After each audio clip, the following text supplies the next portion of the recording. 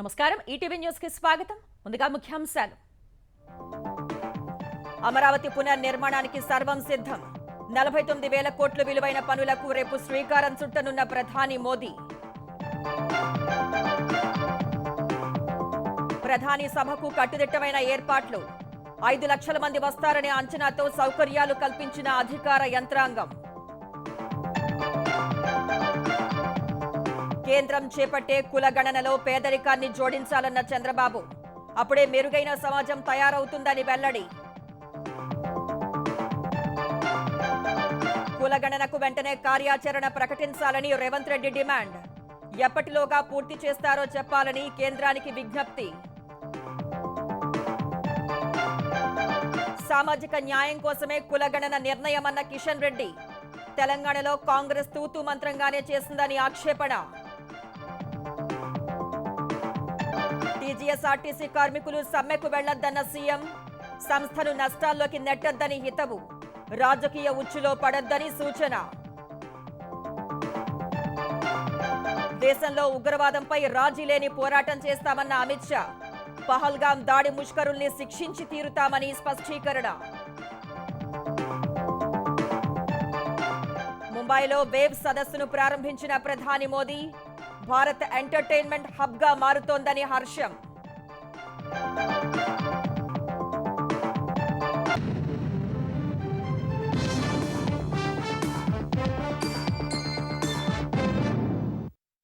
అమరావతి పునర్నిర్మాణ పనుల ప్రారంభానికి సర్వం సిద్ధమైంది.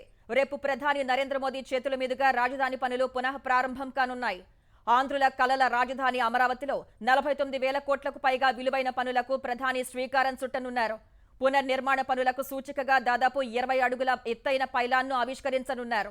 బహిరంగ సభకు 5 లక్షల మందికి పైగా ప్రజలు హాజరయ్యే అవకాశం ఉండగా రవాణా, భోజనం, పార్కింగ్, ట్రాఫిక్ ఎలాంటి ఇబ్బందులు లేకుండా ఏర్పాట్లు పకడ్బందీగా చేశారు. రాజధాని అమరావతి పునర్నిర్మాణ పనులను ప్రతిష్టాత్మకంగా తీసుకున్న ఆంధ్రప్రదేశ్ ప్రభుత్వం ప్రధాని మోదీ హాజరయ్యే బహిరంగ సభ ఏర్పాట్లను దాదాపు పూర్తి చేసింది. సభా ప్రాంగణాన్ని ఇప్పటికే ప్రధాని భద్రతా ఏర్పాట్లు పర్యవేక్షించే ఎస్పీజీ ఆధీనంలోకి తీసుకుంది. సచివాలయం వెనుక నిర్మించిన ప్రధాన వేదికకు ఇరువైపులా 2 వేదికలు ఏర్పాటు చేసి ఒకదానిపై మంత్రులు, మరో దానిపై అమరావతికి భూములిచ్చిన రైతులు ఆసీనులయ్యేలా ముందుగా ఏర్పాట్లు చేసిన భద్రతా కారణాల దృష్ట్యా 2 వేదికలను తొలగించారు. ప్రధాన వేదిక పైన కేవలం 14 మందిని మాత్రమే అనుమతించారు. ప్రధాని మోదీతో పాటు governor justice Abdul Nazir, CM Chandrababu, deputy CM Pawan Kalyan, మంత్రి లోకేష్ తో పాటు కేంద్ర మంత్రులను మాత్రమే అనుమతించనున్నారు. ప్రధాని మోదీ శుక్రవారం 2:55 గన్నవరం విమానాశ్రయం చేరుకోనుండగా మంత్రులతో పాటు కూటమి నేతలు ఆయనకు స్వాగతం పలకనున్నారు. అక్కడి నుంచి హెలికాప్టర్లో సభా ప్రాంగణం వద్దకు చేరుకుంటారు. అక్కడ చంద్రబాబు, పవన్ కళ్యాణ్ ప్రధానికి స్వాగతం పలుకుతారు. అక్కడి నుంచి కారులో సభా వేదిక వద్దకు చేరుకోనున్న మోదీ అమరావతి పునర్నిర్మాణ పనులకు గుర్తుగా పైలాన్ ఆవిష్కరిస్తారు. అనంతరం బహిరంగ సభలో పాల్గొని ప్రసంగించనున్నారు. ప్రధాని పర్యటనకు ప్రభుత్వం కట్టుదిట్టమైన ఏర్పాట్లు చేసింది. భద్రత, రవాణా, పార్కింగ్ ఏర్పాట్లను మంత్రుల కమిటీ ప్రత్యక్షంగా పరిశీలించి అధికారులకు సూచనలు చేసింది. రాష్ట్రంలోని వివిధ ప్రాంతాల నుంచి సుమారు 8,000 బస్సులు, 5,000కు పైగా కార్లలో 5 లక్షల మందికి పైగా ప్రజలు సభకు వస్తారని మంత్రి నారాయణ వెల్లడించారు. ప్రజలకు ఎక్కడికక్కడ మంచినీరు, మజ్జిగ, ఓఆర్ఎస్, భోజన ఏర్పాట్లు చేసినట్లు తెలిపారు. ప్రత్యేక వైద్య బృందాలను సైతం అందుబాటులో ఉంచినట్లు చెప్పారు. తాడికొండ నుంచి వెలగపూడి వరకు రాజధాని రైతులు ర్యాలీ చేపట్టనుండగా వారి కోసం ప్రత్యేకంగా 5 గ్యాలరీలను ఏర్పాటు చేశారు. 2015 జనవరి 1 ఒక నోటిఫికేషన్ ఇస్తే ల్యాండ్ పుల్లింగ్కి, 2015 ఫిబ్రవరి 28 అర్ధరాత్రికి 34,000 ఎకరాలని ఒక్కటంటే ఒక్కటి కూడా లిటిగేషన్ లాగా ఇచ్చారు. ఇది ప్రపంచ రికార్డు. అలాంటి త్యాగం చేసిన రైతులకి న్యాయం చేయాలని ముఖ్యమంత్రి గారు యాక్చువల్గా దీన్ని వెంటనే చేసి 3 సంవత్సరాల్లో కంప్లీట్ చేయాలని ఆదేశించారు. ఆ డైరెక్షన్లో మేము ముందుకు పోతున్నాం. ఈ 3 సంవత్సరాల్లో ఖచ్చితంగా అమరావతి రాజధాని అంతకంటే ముందు 3 సంవత్సరాల కంటే ఒక్కరోజైనా ముందు కంప్లీట్ చేసి రాష్ట్ర ప్రజలకు ఇవ్వడం జరుగుతుంది. అమరావతి సభకు రావాలంటూ ప్రత్యేకంగా 500 మంది పారిశ్రామికవేత్తలకు ప్రభుత్వం ఆహ్వానాలు పంపింది. రాజధాని ప్రాంత వాసుల ఇళ్లకు వెళ్లి కుటుంబ సమేతంగా రావాలని అధికారులు కోరారు. వైసీపీ అధినేత జగన్ ను సైతం ప్రభుత్వం ఆహ్వానించింది. ఈ మేరకు జగన్ పర్సనల్ సెక్రటరీకి అధికారులు ఆహ్వాన పత్రికను అందజేశారు. ప్రధాని సభకు అందరూ హాజరు కావాల్సిందిగా సచివాలయ ఉద్యోగులకు సాధారణ పరిపాలన శాఖ ఆదేశాలు జారీ చేసింది. ప్రధాని పర్యటన దృష్ట్యా విజయవాడ పరిధిలో ట్రాఫిక్ ఆంక్షలు విధించారు. భారీ వాహనాలు నగరంలోకి రాకుండా మళ్లింపు చేపట్టారు. ట్రాఫిక్ ఇబ్బందులు తలెత్తకుండా డ్రోన్లు, అస్త్రం యాప్తో పోలీసు శాఖ పర్యవేక్షిస్తోంది. ఆంధ్రప్రదేశ్లోని అన్ని నియోజకవర్గాల్లో ఎంఎస్ఎంఈ పార్కులు ఏర్పాటు చేస్తామని ముఖ్యమంత్రి చంద్రబాబు స్పష్టం చేశారు. 5 ఏళ్లలో 20 లక్షల మందికి ఉపాధి కల్పనకు కట్టుబడి ఉన్నామని తెలిపారు. అమరావతిలో ఏర్పాటు చేసే రతన్ టాటా ఇన్నోవేషన్ హబ్ కు అనుబంధంగా 5 ప్రాంతీయ హబ్లు ఏర్పాటు చేస్తామని వెల్లడించారు. ఇంటికో పారిశ్రామికవేత్త రావాలి అన్నదే తన ఆకాంక్ష అన్న సీఎం దానికోసం యువతకు అన్ని విధాలా అండగా ఉంటామని తెలిపారు. నెల్లూరు జిల్లా ఆత్మకూరు నియోజకవర్గంలో పర్యటించిన సీఎం చంద్రబాబు తొలుత నెల్లూరుపాలెం ఎస్టీ కాలనీలో పేదల సేవలో ప్రభుత్వం కార్యక్రమంలో పాల్గొన్నారు. సుస్మిత అనే గిరిజన యువతి ఇంటికి వెళ్లి వితంతు పింఛన్ అందజేశారు. సుస్మిత కుటుంబ సభ్యులతో ముచ్చటించి యోగక్షేమాలు తెలుసుకున్నారు. తర్వాత ఆత్మకూరులో ఎంఎస్ఎంఈ పార్కును ప్రారంభించిన సీఎం మరో 11 ఎంఎస్ఎంఈ పార్కులను వర్చువల్గా ప్రారంభించారు. తర్వాత పారిశ్రామికవేత్తలు, ఔత్సాహికులతో ముఖాముఖి నిర్వహించారు. రాష్ట్రంలో రైతులు పారిశ్రామికవేత్తలుగా తయారు కావాలని చంద్రబాబు పిలుపునిచ్చారు. రైతులు 10 ఎకరాల్లో నానో పార్క్, 100 ఎకరాల్లో ఎంఎస్ఎంఈ ఏర్పాటు చేయవచ్చని వివరించారు. నారంపేట ఎంఎస్ఎంఈ పార్క్ దీన్ని ఏ విధంగా రూపొందించాలన్నప్పుడు నేను ఒకటే ఆదేశాలు ఇచ్చాను. ఎవరైనా సరే నేరుగా వచ్చి ఇండస్ట్రీ పెట్టాలంటే plug and play flatted factories కి శ్రీకారం చుట్టాం. ఇక్కడ షెడ్లు రెడీగా ఉంటాయి, కరెంటు రెడీగా ఉంటుంది, అవసరమైతే కామన్ ఇన్ఫ్రాస్ట్రక్చర్ రెడీ చేస్తాం. అన్ని వస్తువులు పెట్టి మీరు నేరుగా వచ్చి మీరు ఏ ఫ్యాక్టరీ అనుకుంటే అది స్టార్ట్ చేసే విధానానికి శ్రీకారం చుడుతున్నామని చెప్పి కూడా నేను మీకు తెలియజేస్తున్నా. రేపు రాబోయే రోజుల్లో 175 నియోజకవర్గాల్లో 175 పార్కులను ఏర్పాటు చేస్తాం. పారిశ్రామిక పార్కుల్లో పరిశ్రమలు తెచ్చే బాధ్యత ఆ నియోజకవర్గ ఎమ్మెల్యేలదేనని సీఎం స్పష్టం చేశారు. మహిళలు కూడా పరిశ్రమలు పెట్టి ఆదాయం ఆర్జించాలని సూచించారు. రతన్ టాటా ఇన్నోవేషన్ హబ్ కింద అమరావతిలో పెద్ద సెంటర్ క్రియేట్ చేస్తున్నాం. 5 రీజనల్ హబ్స్ పెడుతున్నాం. ప్రతి ఒక్క ఇంటికి ఒక పారిశ్రామికవేత్త ఉండాలి. అది సాధించే వరకు నేను మీకు అండగా ఉంటా. మీకు లోన్లు కావాలన్నా, సబ్సిడీ ఇవ్వాలన్నా సింగిల్ విండో కింద ఇస్తామని చెప్పి కూడా నేను మీకు తెలియజేస్తున్నాను. ప్రతి ఒక్క ఎమ్మెల్యే మీకు ఓట్లేసిన తర్వాత మీ నియోజకవర్గంలో యువతకు ఉద్యోగాలు కల్పించే బాధ్యత మీది. కేంద్ర ప్రభుత్వం చేపట్టే కులగణనకు పేదరికం కూడా జోడించి ప్రణాళికలు రచించాలని చంద్రబాబు విజ్ఞప్తి చేశారు. కేంద్ర ప్రభుత్వం నరేంద్ర మోడీ గారి ఆధ్వర్యంలో క్యాస్ట్ సెన్సస్ కూడా చేస్తున్నారు. ఫస్ట్ టైం క్యాస్ట్ సెన్సస్, జనాభా సెన్సస్ తీస్తారు.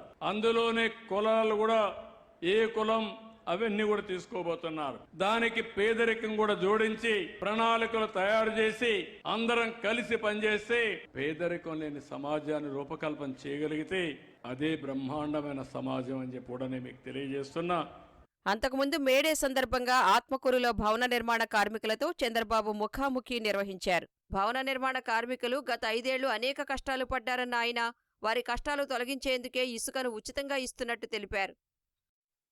జాతీయ ఉపాధి హామీ పథకాన్ని వ్యవసాయ రంగానికి అనుసంధానం చేయాలని కేంద్ర ప్రణాళిక సంఘాన్ని ఆంధ్రప్రదేశ్ ఉప ముఖ్యమంత్రి పవన్ కళ్యాణ్ కోరారు. వ్యవసాయ రంగానికి ఉపాధి హామీ పథకాన్ని అనుసంధానం చేస్తే రైతులతో పాటు కూలీలకు కూడా మేలు జరుగుతుందన్నారు.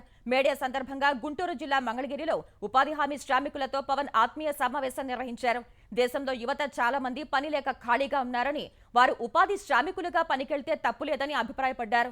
ఉపాధి హామీ పథకం ద్వారా ఈ ఏడాది 27,000 గోకులాలు, 1,55,000 ఫామ్ పాండ్లు, 4,000 కిలోమీటర్ల సీసీ రోడ్లు, 5,000 కిలోమీటర్ల డ్రైన్లు నిర్మించనున్నట్లు పవన్ తెలిపారు. 1,00,000 ఎకరాల్లో పండ్ల తోటలు పెంచాలని లక్ష్యం నిర్దేశించినట్లు చెప్పారు. పనిచేసే ప్రాంతాల్లో వారికి అవసరమైన అన్ని సౌకర్యాలు కల్పించాలని అధికారుల్ని పవన్ ఆదేశాలు జారీ చేశారు. నాలాంటి వ్యక్తి ఏదన్నా ఒక పాలసీ పెట్టినా కానీ అధికారులు దాన్ని చాలా ఉన్నత మనస్సుతోటి తీసుకెళ్దాం అనుకున్నా కానీ మీ శ్రమ లేకపోతే డోలీ మోతలు తప్ప అంబులెన్స్ సైరన్ కూత వినిపించని గ్రామాల్లో కూడా రోడ్లు పడ్డాయి. ఈ రోజున అంబులెన్స్ వెళ్తుందంటే అది సంపూర్తిగా ఆ ఫలితం అంతా అది మీ శ్రమ, అది మీకే దొక్కుతుంది. కష్టపడి పనిచేస్తున్న ఉపాధి హామీ సిబ్బందికి వేతన మొత్తాన్ని బట్టి 3 లక్షల రూపాయల నుండి 30 లక్షల రూపాయల వరకు ఉచిత ప్రమాద బీమా కల్పించేందుకు స్టేట్ బ్యాంక్ ఆఫ్ ఇండియా వారితోటి ఒప్పందం కుదుర్చుకోవడం జరిగిందని మీ అందరికీ తెలియజేస్తున్నాను. కార్మికుల సంక్షేమమే కాంగ్రెస్ ప్రభుత్వ విధానమని ముఖ్యమంత్రి రేవంత్ రెడ్డి స్పష్టం చేశారు. అసంఘటిత రంగ కార్మికులు, గిగ్ వర్కర్లకు ప్రత్యేక విధానం తెస్తామని హామీ ఇచ్చారు. హైదరాబాద్ రవీంద్ర భారతిలో జరిగిన మేడే వేడుకల్లో పాల్గొన్న సీఎం కార్మికులకు శ్రమశక్తి, ఉత్తమ యాజమాన్య అవార్డులు ప్రదానం చేశారు. తెలంగాణ సాధనలో సింగరేణి, ఆర్టీసీ, విద్యుత్ కార్మికుల పాత్రను మరువలేమన్నారు. రాష్ట్రంలో నిరుద్యోగ సమస్యను బాగా తగ్గించుకోగలిగామని తెలిపారు.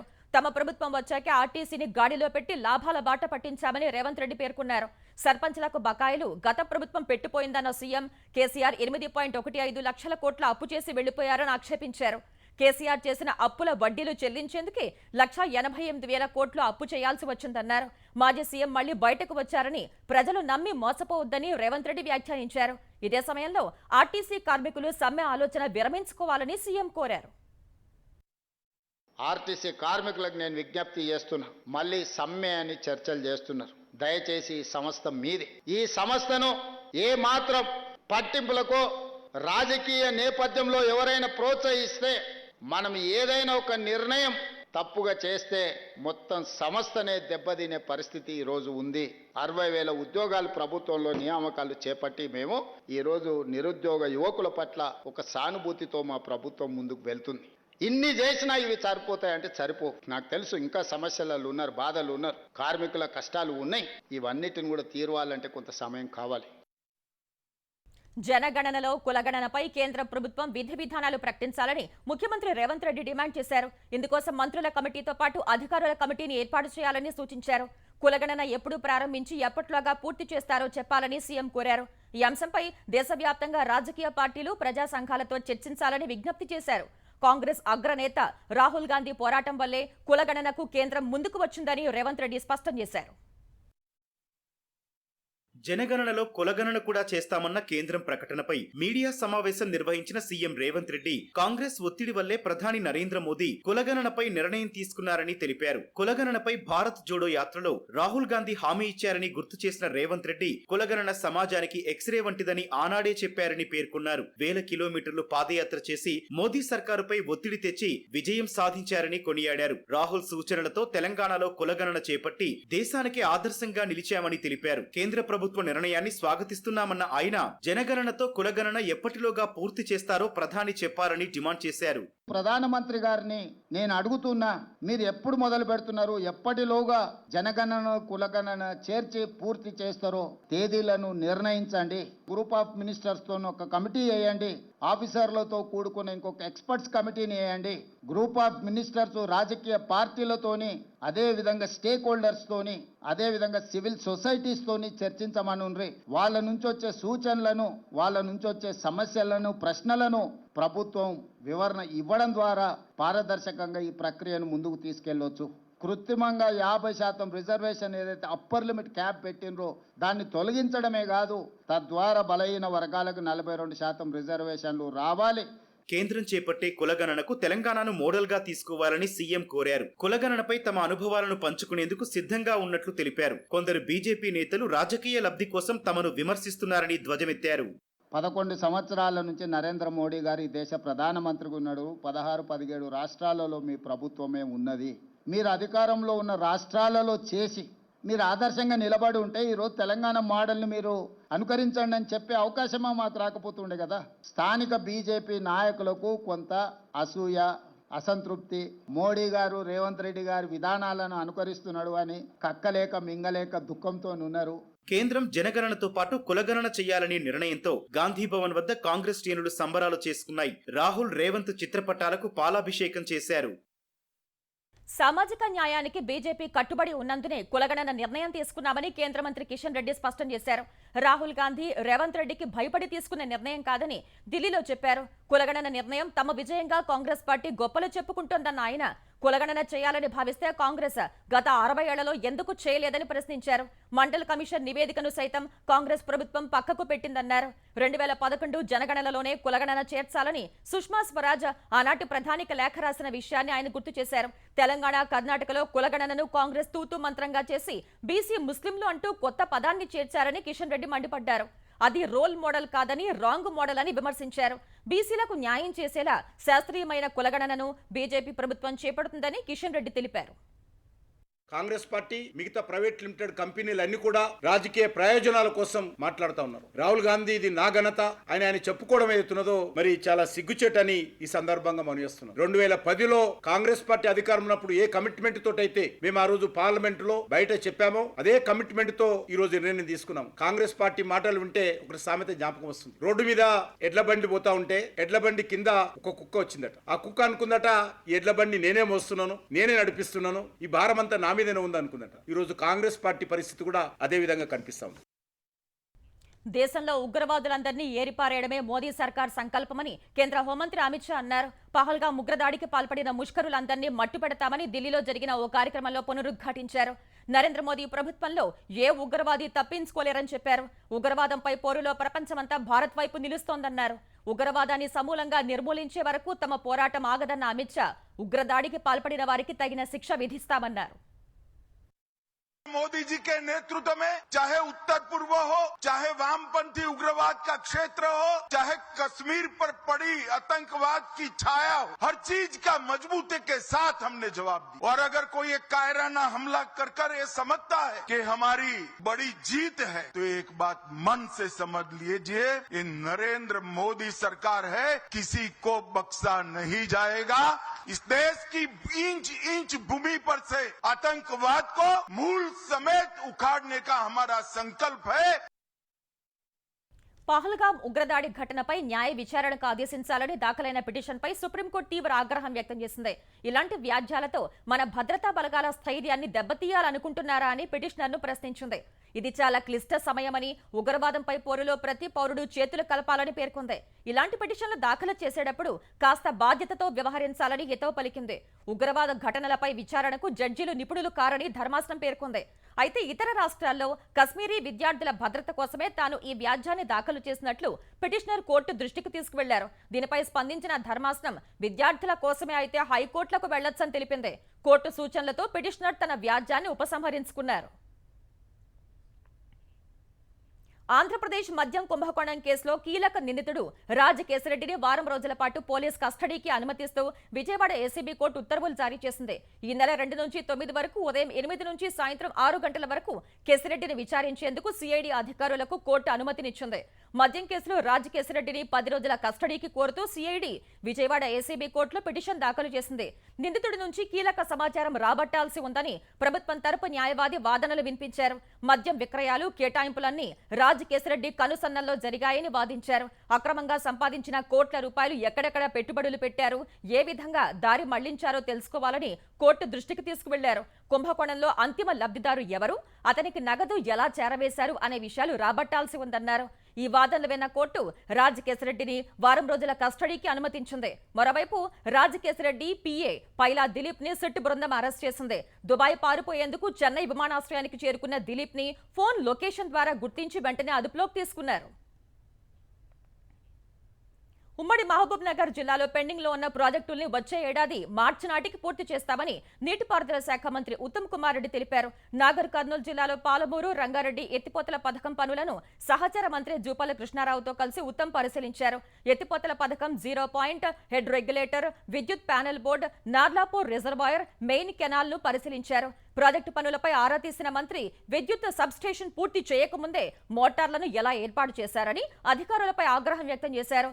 6 నెలల్లోనే పాలమూరు ఎత్తిపోతల పథకంలోని 4 జలాశయాల్లో 50 టీఎంసీల నీళ్లు నిల్వ చేస్తామని ఉత్తమ్ వెల్లడించారు. భూసేకరణ చట్టం R&R ప్యాకేజీ ప్రకారం నిర్వాసితులకు న్యాయం జరిగేలా చర్యలు చేపడతామని మంత్రి తెలిపారు. హైదరాబాద్ శివారు మహేశ్వరంలోని భూదాన్ భూముల వ్యవహారంలో తెలంగాణ సర్వోదయ మండలి అధ్యక్షులు ఆర్ శంకర్ నాయక్ ను ఈడీ అధికారులు విచారించారు. గతంలో ఆయన భూదాన్ భూములు ప్రజలకు చెందాలంటూ ఆందోళనలు చేశారు. ఉదయం సైదాబాద్ లోని సింగరేణి కాలనీకి వెళ్లిన ఈడీ అధికారులు గంటపాటు ఆయన్ని విచారించి పలు విషయాలు తెలుసుకున్నారు. భూదాన్ భూములకు సంబంధించి 2 డాక్యుమెంట్లు అతని వద్ద నుంచి తీసుకువెళ్లారు. ఇటీవల నగరంలో 5 చోట్ల ఈడీ అధికారులు సోదాలు చేశారు. నాగరంలోని భూదాన్ భూములను సంబంధించి పాతబస్తీకి చెందిన ఖదీరు నిసా, మునావర్ ఖాన్, మహమ్మద్ లతీఫ్ షర్ఫాన్, అఖ్తర్ షర్ఫాన్, మహమ్మద్ కుసూర్ ఇళ్లు, ఫామ్ హౌస్లలో సోదాలు చేశారు. సోదాల్లో పలు క్రయ విక్రయాల డాక్యుమెంట్లు, 23 లక్షల నగదు, 2.78 లక్షల విలువ చేసే 12,000 UAE దిరామ్స్, 45 పురాతన కార్లు స్వాధీనం చేసుకున్నారు. అంతర్జాతీయ ప్రతిభ సృజనాత్మకతల కోసం ప్రపంచ వేదిక నిర్మాణానికి వేవ్స్ పునాది వేస్తుందని ప్రధాని నరేంద్ర మోదీ అన్నారు. చిత్ర నిర్మాణం, digital content, gaming, fashion, music, కాన్సర్ట్లకు భారత్ కేంద్రంగా అభివృద్ధి చెందుతున్న వేళ ప్రపంచ ప్రతిభకు ఓ వేదికను అందించే సామర్థ్యం వేవ్స్ కు ఉంటుందని తెలిపారు. ముంబైలో తొలి global audio visual entertainment summit waves ను మోదీ ప్రారంభించారు. ఈ కార్యక్రమానికి దక్షిణాది చిత్ర పరిశ్రమల నుంచి చిరంజీవి, నాగార్జున, రజనీకాంత్, మోహన్ లాల్, రాజమౌళి హాజరయ్యారు. బాలీవుడ్ నుంచి షారూక్ ఖాన్, ఆమిర్ ఖాన్, జాకీ ష్రాఫ్, అక్షయ్ కుమార్, అనుపమ్ ఖేర్, దీపికా పదుకొనె, అలియా భట్, ఇతర ప్రముఖులు తరలివచ్చారు. ప్రపంచ వ్యాప్తంగా ఉన్న క్రియేటర్లు, స్టార్టప్లు, ఇండస్ట్రీ లీడర్లు, పాలసీ మేకర్లను ఒకే చోట చేర్చి భారత్ను మీడియా, వినోదం, డిజిటల్ ఆవిష్కరణలకు ప్రపంచ కేంద్రంగా మార్చడమే వేవ్స్ లక్ష్యమన్నారు. సామాజిక మాధ్యమాలు, ఓటీటీల్లో అసభ్య కంటెంట్ ను ఉద్దేశించి మాట్లాడిన ప్రధాని సమాజంలో బాధ్యతతో కూడిన సృజనాత్మకత ముఖ్యమన్నారు. మనుషులు రోబోల్లా మారకూడదని ఎతో పలికిన మోదీ సమాజ సున్నితత్వాన్ని కాపాడాల్సిన అవసరాన్ని గుర్తు చేశారు.